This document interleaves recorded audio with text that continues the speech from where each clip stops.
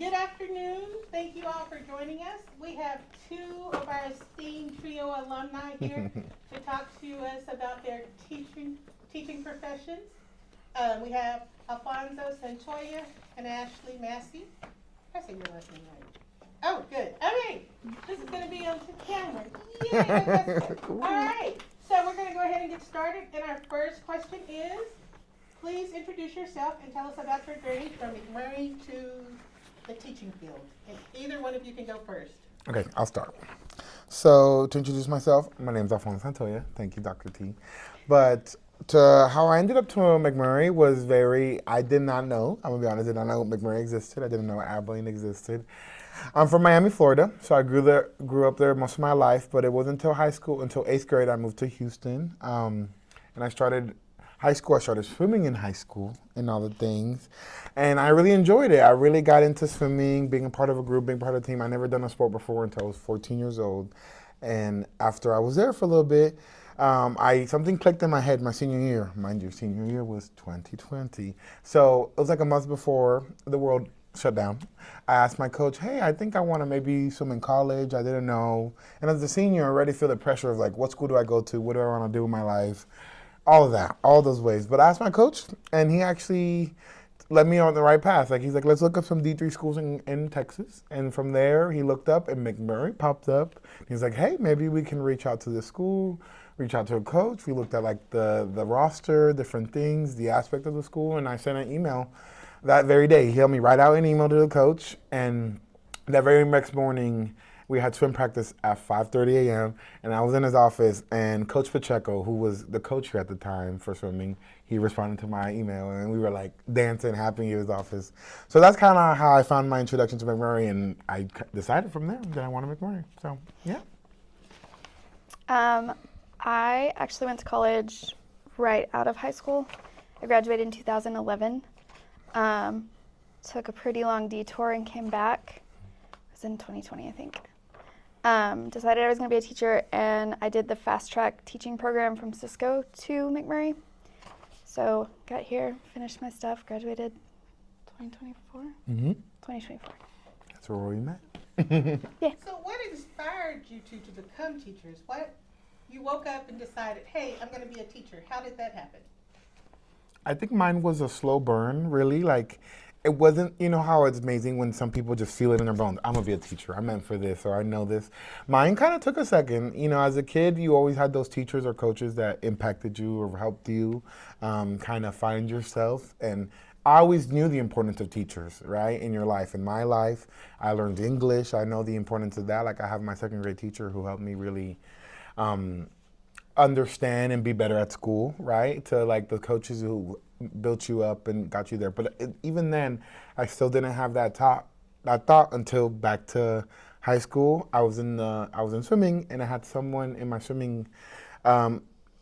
swim group who was in the PALS program, and that's being a big brother, big sister to little kids. And she said, I feel like you'll be really good at this. And I was like, oh, okay, maybe. And I tried out as a junior, and it worked out for me. I made it. And usually not a lot of juniors make it in. And through there, I was like, okay, I enjoyed the aspect of being there for little kiddos and connecting with kiddos. So that's kind of where that first spark of like, ooh, I could be a teacher came from. But it didn't even come later till in college. I changed my major 3 times even, and then I decided to be an early education major. So, like I said, it was a slow burn of ideas and finding what I was good at, what was I not good at, what did I want, and people guiding me along the way, and it kind of ended up here. So yeah. I started out getting a psychology degree, which I also have that as well. But I wanted to pick something that felt like I made an impact on people. And I also needed something that went well with my kids, because having kids and working is a challenge sometimes. And I decided to go into teaching. Awesome. Okay, both of you have completed your first year, going into your second year? Tell us about your first year. What was that experience like? I think we're both going to agree. There's a lot of highs, but there's a lot of lows. And I think it's meant to not be picture perfect, a dream, because it's your first year of, I think it's that transitional period from me coming to college, and obviously even me and her, we're in different aspects of our life, but also it still felt just as like rigorous, right? But I think it was finding that work-life balance. Where's your part in the school with these kids? Finding your confidence. There's so much to kind of keep up with that I think the whole point is like, okay, you can't keep up with it all. Find something little by little to work on every day or to improve on. So it was hard. It was really hard balancing everything and finding that confidence. But at the same time, because I found a team that supports you, friends, teacher friends that can help you guide you through the experience. The students who are sweet, you know, that helped you come back every day and be like, okay, I'm reassured. I can keep going. I'm not going to be perfect at this. So it was kind of like, I don't know what's the word between, it was really hard, but also it was really well. I don't know, bittersweet, but at the same time, it was good. And it stacks on top of each other for the next year. So we're here now. So yeah, that's kind of how mine went, but you can share about yours. Definitely have to have some resilience going into teaching. My first year of teaching, I started out teaching 5th grade RLA at another school. And because we had low enrollment, they ripped me out of my room and put me at another school on a different grade level and a different subject a month and a half into school. And I had a really rough first year because it is very important what team you have and the support you need to do those things. And when you have all summer to prep for a certain grade level and subject, and then you're ripped out of that and put in another one, all of the prep is done. It's gone. Everything. So the first full year of school, really, I was like living week to week, trying to figure out lesson plans because a summer's worth was just gone. Exactly. On top of having to set up my room in 2 weeks. And you when don't I had all anticipate summer. You don't anticipate how long that takes too. It doesn't. It Moving takes rooms, all creating summer. a room, creating a space. From that to like the lesson plans. What are you teaching? What are you gonna say? I can imagine, girl, you got moved, so that adds a to lot. it. Yeah. But second year has been phenomenal. I have all my lesson plans, or generalized at least. It's been much smoother.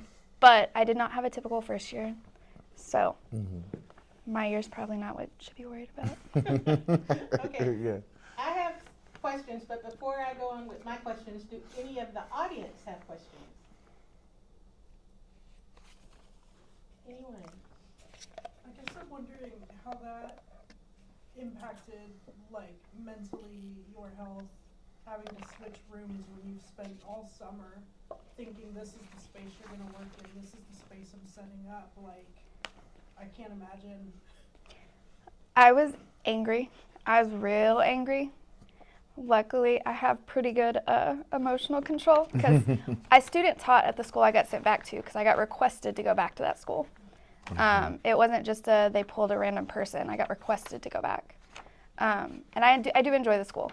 It's a wonderful school, great area, but I don't like being ripped up where I get comfy. So it was not fun, but I was able to push through because there's good admin there, and it was easy to get through it all because whatever I needed help with, they were there to do it. So that was Do you nice. think that having like a really difficult transition that first year has helped you coming into the second year where you actually kind of know what's happening? Oh yeah. I'm great at sink or swim. I'm either going to sink or I'm going to swim, and there's really no in between. So it helped me out the second year for sure, because this year I'm the only teacher on this grade level that's ever taught 4th grade before. So I'm technically the senior, despite being the baby teacher of the group. But pretty much being forced into it, and here you go, figure it out, has really helped for this year. So I know y'all mentioned support, but like, what support did y'all receive as new teachers? That's a good question. I guess that varies, again, on what campus or the time or the energy that kind of goes into different campuses. I know there's a huge importance on supporting first-year teachers, but you're assigned like a mentor, I guess, for the most part. Were you assigned a mentor or something like that? Kind of. That's what I'm saying. Mine was My a little mentor tricky. got changed jobs. So. Exactly. So I loved my that's the real thing about living a life. It is corporate. At the end of the day, it is like an office, and things are not going to go. So I was supposed to be given like a direct mentor to oversee me with science and social studies because that's what I teach. But there wasn't a lot of that. Like I had my co-teachers who were great, but they teach math. One teaches math, one teaches English. I'm just science and social studies, 5th grade by myself. So I had to do, a lot of people would come by and check up on me. Like I have the 4th grade, he's another male teacher, which I give him a lot of props, Mr. Green, because we don't see a lot of that. But I would ask him for a lot of advice, and he gave me a lot of advice to kind of build me up in the beginning of the year. So I've gone to him. My co-teachers are very blunt, but not in a mean way to like pull me down, but they're straight to it. They're gonna be like, hey, you should do this. Maybe you should look into this, or maybe this is how we do it. Maybe you should try it that way. And I appreciate that because I don't like feeling like I don't know what I'm doing. Like I want to be told, hey, do this, come on, like let me help you. So there's a lot of that. There's a lot of people of, I guess the mentoring I reach out to, like the 5th grade science, I student out here at McMurray. So I would reach out to Miss, oh my God, Miss Cruz. Miss Cruz, she teaches here. So sometimes it is like I'm in a panic, I'm stressed, I need to reach out and have the voice to kind of be comfortable with saying like, I don't know something, I'm confused, I need help. But also you do sometimes want a person to check in on you and be like, hey. So there's a little bit of that. Sometimes, and it varies in schools, that's what I'm saying. I do have a lot of people around me, the principals, the admins, who do ask me like, how are you doing? But I think sometimes they can see that, oh, he kind of got it. So maybe he feels like they don't have to be micromanaging me as much. But it just depends on the school, because you kind of share maybe a similar experience. I think it definitely depends on the school. I think it's a career field where you have to get comfortable asking for help, because most of all the teachers are drowning already. So they're really not looking around trying to see who they can help. They're already struggling themselves. So figuring out when to ask for help is important. Also making connections outside of your own school. Like when I ask for help, a lot of the times I ask back to my previous school, the one that I got removed from. I ask them, or I'll call Alfonso. A lot of the times I'll reach out to people that don't even work in my school, because they can bring in an outside perspective that my school doesn't have. Because the cultures between elementary schools is wild. What I did at my old school did not work at my new school. I had to figure out a new way to do things because the kids are so different. So outside perspective is always good. Yeah, good question, thank you. Okay, I have a question about being prepared. How did McMurray prepare you to go into the classroom? Or did McMurray prepare you to go into the classroom? I think it's one of the things where school tells you all this information, it teaches you everything, but it's not until you're there. You're like, you close that door your first day, you're really like, okay, I'm learning, I'm here. I've always people learn about lesson planning, the ELPs, the TEKs, like all the foundational stuff in the sense of how to listen to a lesson, the individual phonemes of every child, how to understand, how to break down the science of teaching reading and all these aspects and these strategies. But then you have all that, you have like that backbone that you learn, but then until you close that door, it kind of, you're relearning again, right? So I think it taught me a lot about how the structure of a classroom goes, how it should go, but also that's in a perfect world scenario. And public education or any education is not perfect world. So I think it's you having to adapt and change or be active and be knowing what to do as you go, and sometimes you're not going to know what to do. So I think it's like you have that background, you have the understanding, you knew what you were signing up for because they did explain that, but also you are learning every single hour, every single minute on the job, every day. So I think it's a little bit of both for me, but yeah. I agree. It's definitely a perfect world scenario. So foundationally, it's phenomenal. I almost wish, it sounds terrible, but I almost wish they would like tell you the assignment that you have to do. You show up the day of class and they're like, oh wait, now we're doing this. Because that's how it is all the time in my class is I've just prepped a lesson for a week. I get to school and it's like 4 of my kids are sick. Well, there goes group work. And then I've got 2 kids that are being really big behavior problems, and there goes partner work. Exactly. So now we're going to alter my lesson completely to independent work and still make it work. The power shuts off for 20 minutes. The power shuts off, the internet. You lose the kids, you lost them. There's no more teaching, you lost them. So it's like, that's a day that goes away. So it's just like, okay. And that's where kind of the rigorous where you're like, oh man, like, you have to be quick on your feet. Yeah. Adapting. Adapting, you have to. Because the internet going off. I will. 20 minutes of internet is a really big deal. So, exactly. But that was a good question because it is true. Okay, so that leads to the next question. What is a typical typical day look like? Yeah, typical day. That's funny. Okay. Do you want to start? Or want me to go? Yeah. Okay. So Power go out every day? No, No. luckily not. not every day, but like Things like the, that. the will happen. internet is 90% of my day, so I kind of need it. Yeah. But I come in, I have 2 kids of my own, so we're usually a hot mess in the morning, coming in right when I'm supposed to. So come in, get my kids, start morning work. I rotate, so we're departmentalized at my school. I think you are too. Yes. So I only teach math and science, that's it. So I'll teach my first group, my second group, go to lunch, recess, specials. We end the day with cats. Cats is like our specialized time where we're pulling our kids that are struggling more. And then for our gifted, we're giving them extra, their enrichment. So most of the time, that's how my day goes. There's always 1 or 2 days a week where it never goes that way because something's happening. And I never know what it's going to be. You just have to be prepared. I keep lots of extra things in my room for those things. So Yeah. it's a fun time. It's fun time. Really good.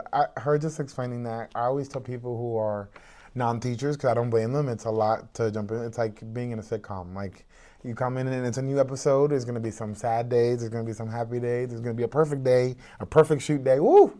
Wow, this works out. We know how this works. Let's keep it going. But the next day it's chaos. But a regular day is getting there, like exactly. Hoping to get there on time earlier. I'm trying to get there earlier so I can like work on my room, because for teachers you have your salary hours you have to work in. Like you have to be there at 7:30, right? And you can leave by 3:30, but you can't finish grading, doing your job. You can't do nothing between those times because you're with those kids. So you have usually 30 to 40 minutes of planning time to plan in your room, but that's if you have no meetings, no disruptions, no odd meetings, 504s or parent-teacher conferences. So it's just like, but you come in regular day. In my school, I'm lucky enough that I know it's not everywhere, but I get the teaching all done in the morning. So we're in our class for an hour and a half. So from 8 a.m. till 12:30, we're teaching the kids, and we switch through 3 classes, like you said. And I teach science and social studies, so I have to split up the time. Maybe like sometimes we do 20 minutes of social studies, then an hour of science, right? But also I take all my kids to the bathroom, so that adds another 10 to 20 minutes, and taken away from my time, right? Because I have to take them to the bathroom and rotate. So that's from 8 a.m. till 12:30, teaching science and social studies. After that, we go to lunch, come back, we go to recess for 20 minutes, and then we have that same thing. You have the tutoring time, the win time to kind of small groups, extra practice, challenging them, get them back, and then they end with specials, and hopefully we get picked up, we all get packed up, and it's 3:30, and the kids go home. But that's usually what a normal day kind of looks like. But yeah, pretty good. Okay. So you've talked a little bit about how disruption plays an impact on your day. What about your kids, and how do you handle your kids once they are like, okay, I'm done, I'm over this? How do you discipline them? How do you keep them on task? Explain that a little bit for us. I think that's a good question, because I think it also varies on the extremities of maybe what happened. You know, usually if it's like a drill, they get a little like, right? A drill always gets them, they're bound to like, what's happening? And then you kind of get them, they know what a drill, they've done it before. We can calm down. I'll give you 5 minutes for y'all to reset, and then we're going to get back in. Come on. But like, for example, the one where the lights turned off and they were being extra and crazy, like they never seen lights turn off before. It was like the last 20 minutes of class. And you know what? I just accepted defeat that day. Not because of I didn't want to try, I didn't want to teach. I said, you know what? I'm not going to keep pushing on something for them to focus on their assignment, to do their look up here. You know, I said, you're not there yet, and that's okay. I think with being a teacher, you have to accept sometimes what works and what doesn't work. And like trying to keep pushing over something that doesn't work, I've been struggling with that, you know, because I'm the goody me one's like, okay, I have this plan, I have this list, I want to get it done. But sometimes I was telling her there's a power I'm trying to, of like letting go of what I thought was going to work or what was not going to work. So like we watched the science video. We had a discussion about it instead, because they were feeling talkative. Okay, let's watch a video, let's talk about it. Instead of telling them to be quiet, settle down, let's do it, you know. That didn't work, we'll try again tomorrow. So sometimes you have to, how she said, scratch the plan, adapt it. 4 kids were sick or acting a fool, made a scene in my class, they had to take them out. So I just tell the class, hey guys, somebody had a big behavior today, we're gonna kind of take an intermission, maybe 2 minutes, and then we're gonna get back in it. So it just depends, baby, on what happened. But usually you can kind of not attack it, but like address it right then and there. Don't prolong it. I've realized that too. Don't prolong the situation or keep adding fuel to the fire. So it just depends. Yeah. I think it definitely has to go with your personality. I am not, I guess strict is not the right word. I have expectations. I call it I tell my kids I have a box. I really don't care what you do inside the box, but once you step outside the boundaries, like, we're done, you stepped into another area. As long as you're doing what I asked, I really don't care. I have super flexible classroom rules. Like, I don't really care if you're sitting in your desk as long as you're not bothering anyone, you're not talking. And I have a kid that walks up in the back of my classroom with a clipboard the whole time I'm teaching. Sometimes he'll turn around and face the wall, and I'll go check him occasionally and be like, what'd I just say? And as long as he can tell me what I said and he's doing what I've got on the board, I don't care. But there are teachers that have came in my room before and tried to be like, you need to go sit down. He's fine. Leave him alone. I think you just have to figure out what works for you. I'm pretty upfront with my kids. I don't have typical elementary personality. So if I want them to do something, I tell them why I want them to do something, and then you're going to go do it because I just told you to do it and I told you why I want you to do it. I'm never just going to blank tell them to go do something and expect them to do it. They are humans still, and I don't really like being told what to do without telling you why, so I'm not going to expect them to do it. The only time that they have that expectation is for drills, and they know that. We've talked about drills. Drills are, you sit down, you be quiet, you do what I say, you don't ask me questions. Like, because this is what happens. And I tell them, this is why you're doing it. You do this, there are drastic outcomes. You're gonna do it. So I think you just have to find what works for your personality as well. Because I have friends at the elementary school that have super elementary personality, and it's like bubbles and ice cream and rainbows all the time, and I can't function like that. So finding what works for you is a big thing. I love that you said that, because I want to add on to that real quick, because that teacher, Mr. Green, told me that. He's like, the first advice he told me was like, be the teacher you want to be. Don't be me. Yeah. Don't be Ashlee. Don't be what you see. Take the qualities that you like, but be your own teacher. Because my co-teacher is very similar to you. She's not very like warm and fuzzy. She does love her kids, and she's gonna love on them, and you care for your kids, but you're also gonna show them in a different way. But guess what? Those kids still love you, right? Yeah. And they adore you, and they love my co-teacher. She's more cold, and she's not very like, okay, guys, today we're. Yeah. But be the teacher you want to be, and those kids still love her, and I think that's a really good point. As long as you're showing like love and care for them in your own, like last year my kids nicknamed me Slay Queen Mother and called me Mother the entire year. Like, I did not get called Miss Massey at all. My name was Mother. Like, you don't have to be like, hi sweetie, for them to know that you love them. Like, everybody shows affection in different ways. And they'll know if you're being genuine. They'll call you out on it too. Kids in know. the older grade levels. Because there would be days where like I woke up in a bad mood and they'd be like, Mom, are you in a bad mood? And it's like, you're like, oh my I goodness. sure am. And they were like, we're going to go do morning work. And I said, okay. Okay, bye. Sounds like a good time. That's so funny. Yeah, that's good. Yeah. Y'all have any questions before I continue? This might be silly, but like, you teach social studies, right? You do some science. Yeah. Like, do y'all study like what y'all are gonna teach, like in terms of, okay, this happened on this date, and this is something we want to, like, how do you answer students' questions? Oh, and make sure you're prepared for that. That's a good question. Especially, I mean, first year me was like very nervous about that, being like, oh my God, they're gonna ask me questions I don't know. They're gonna think I'm a fake teacher, or I don't know what I'm doing, or no. I think it's kind of like your brain isn't a muscle, but it's like a muscle, right? Like, the more you do something, the more you remember it, right? Now, this is my second year. You have the foundation for my first year, and you realize like, oh my God, all those hours I spent studying here at McMurray in this very library till 12 in the morning, and being here, and it's just like, it all kind of comes back to you, but it just depends. I think I gave myself like either what day works for you. If you want to plan for Tuesday for the next week, I sat there either on that Tuesday, okay, I'm teaching about mixtures and solutions.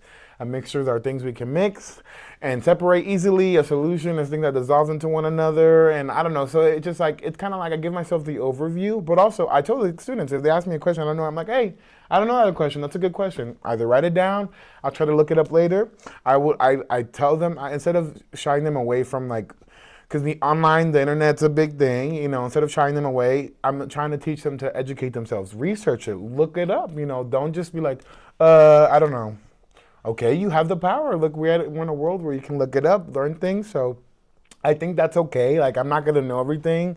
Sometimes they ask me a question about space, and I'm like, look at me. Do I know what is going on up there? No, but I think I embrace those questions. Like, hey, ask questions and it's okay that I don't know. I'm an adult and I don't know things. I still don't know things at all. So it's just like, it's kind of like a balance, But I give myself the review of what the content is, right? I might maybe not be an expert yet, but I know by year 5 or 6 of me doing this, I'm gonna be like, boom, boom, boom, so I think just like little by little, being kind to yourself. As I tell myself, as long as I know what I'm teaching the next day, we're winning, so give yourself that, but that's a good question for me.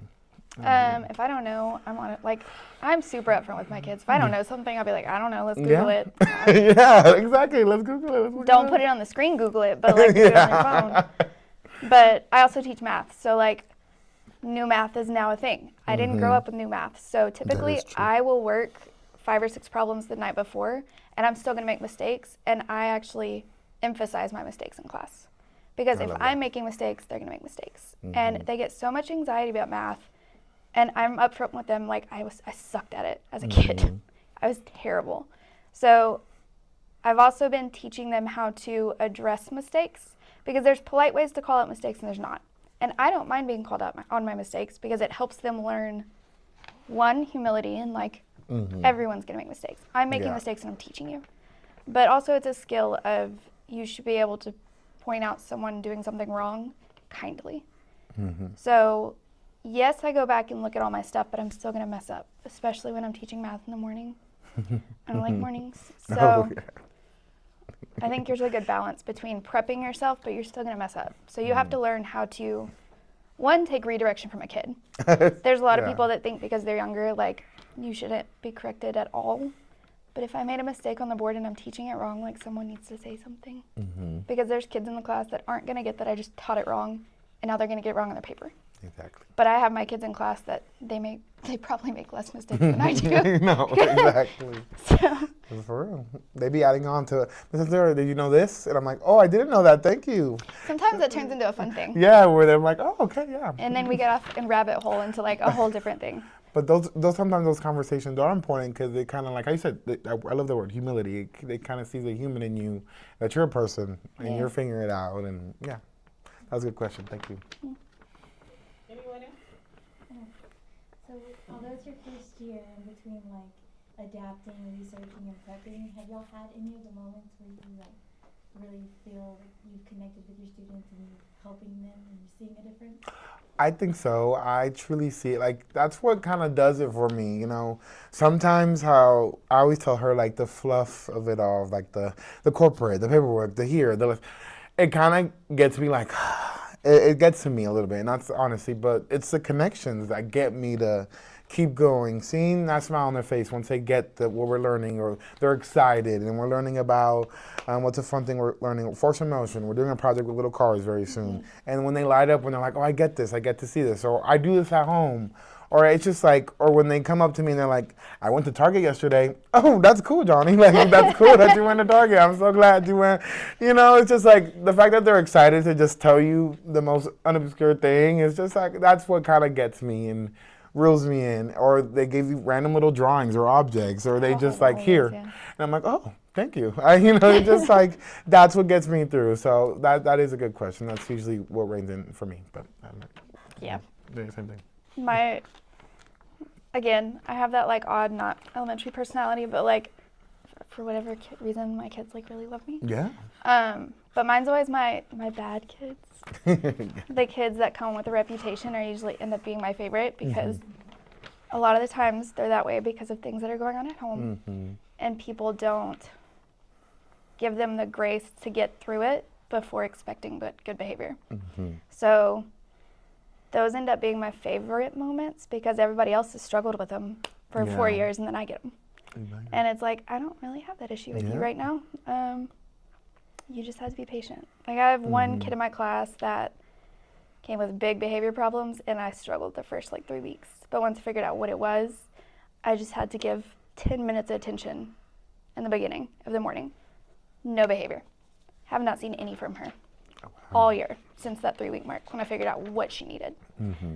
But it does take the 10 minutes at the beginning of class. If I ever forget it or I'm out of time, the behavior is there. Mm-hmm. But I feel like that's my problem because I didn't take the time to do what the needs need to be met first. Because you have to have the foundational needs met before you can actually get to the learning part. If they're coming in a bad mood because of their parents fighting all night and they didn't sleep, their foundation's not there. They can't really learn because all they're thinking about is my parents have been fighting all night and I can't sleep. So they're not really interested in math at that point. Mm-hmm. Yeah, Good. Amazing. hungry too.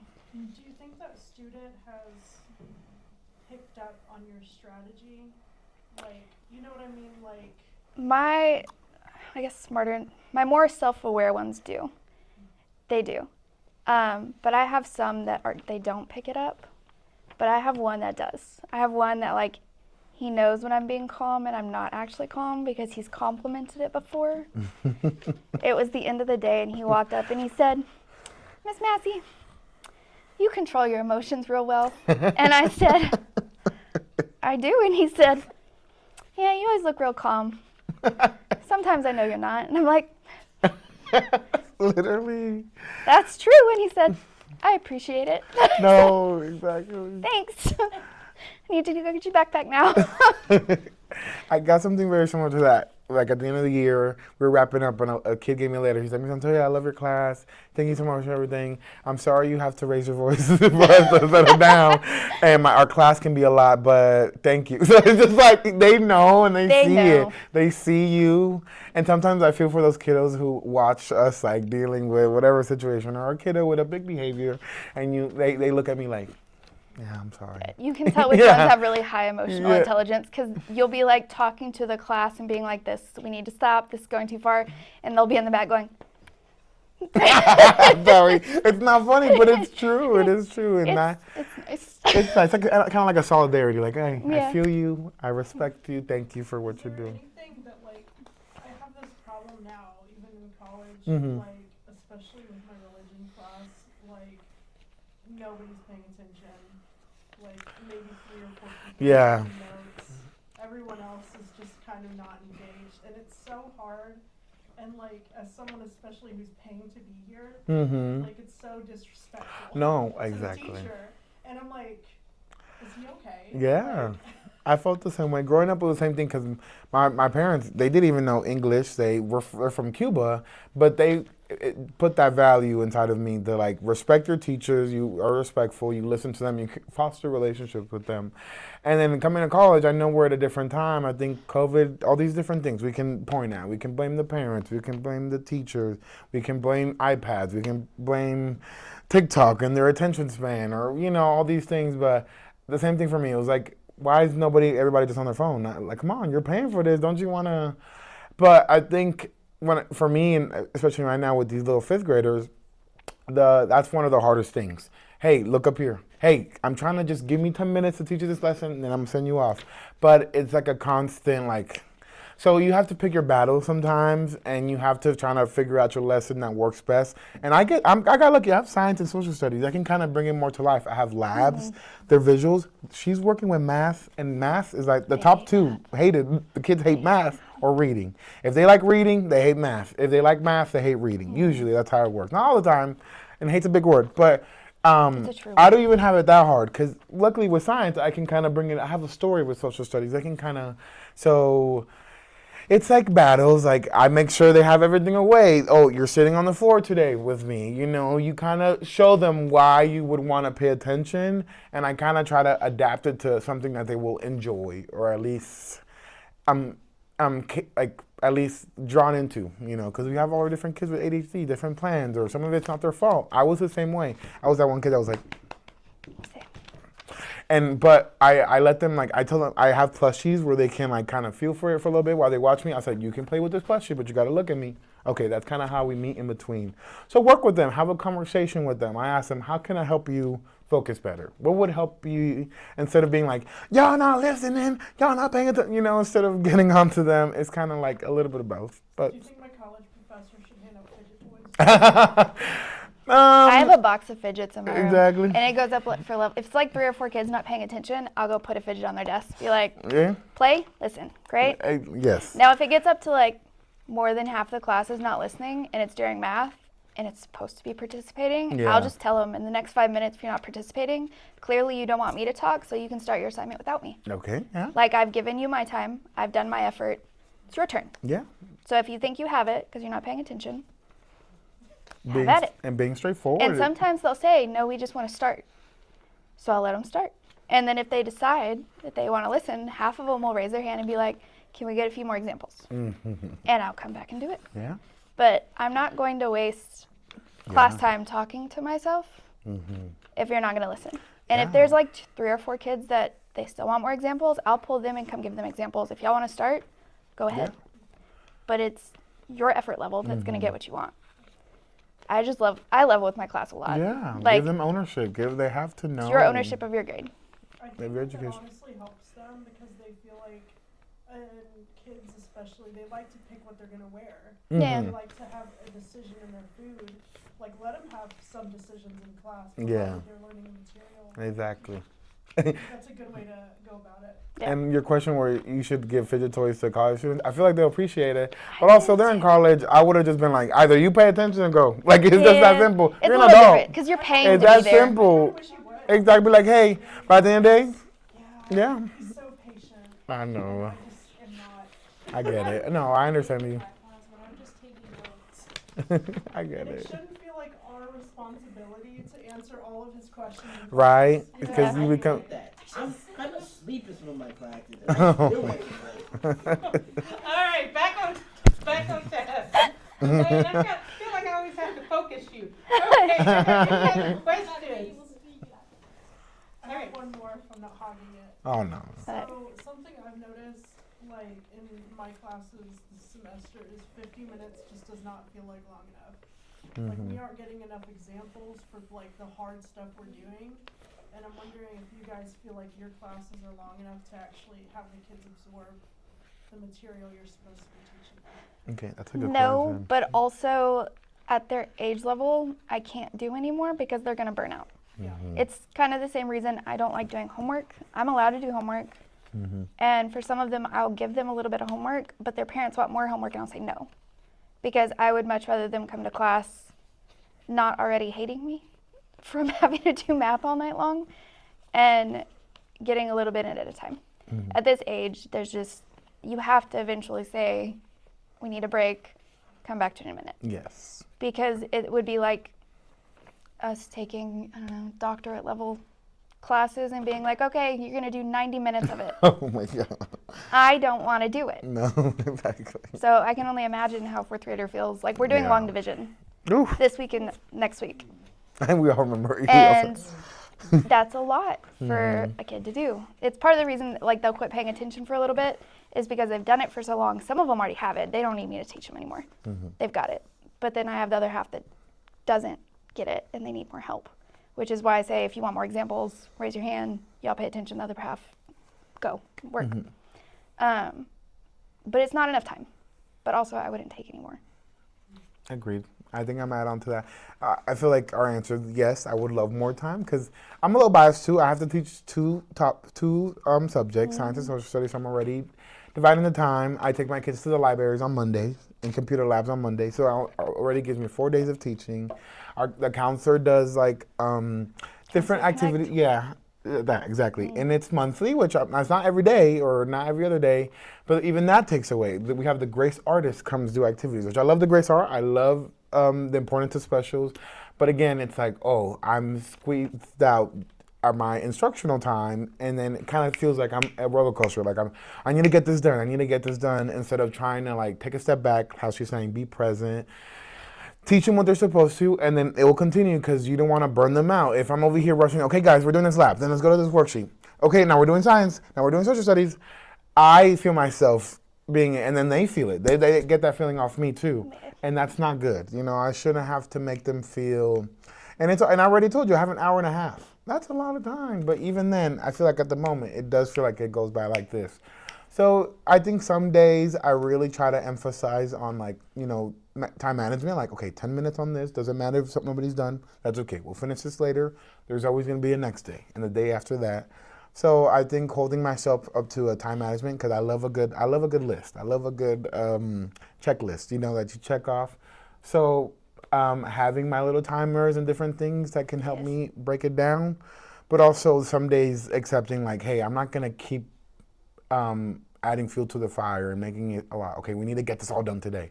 No, we're not. It's probably gonna take 2 days, and that's okay. We'll take time. I'll take time for social studies later. I'll take time from science later. You know, so it's a give and take. The That's time okay. is important, definitely. I learned that because we have a different time schedule than last year, and I have an alarm on my phone because I found a Bill Nye the Science Guy EDM song. It's phenomenal. I love but it. I'll look into that. There's a break between math and science, and for like 3 minutes, we'll just listen to our little EDM song, and they'll dance for 3 minutes, and then they're back. That's good. That's so good. The breaks are really important. They are good. They're important. Exactly. All right, well, both of them came to us on their day off to be with us, so I want to be respectful of their time. Is there any last minute questions, pressing questions that you would like to ask them? All right. I'm not gonna do. I think you said you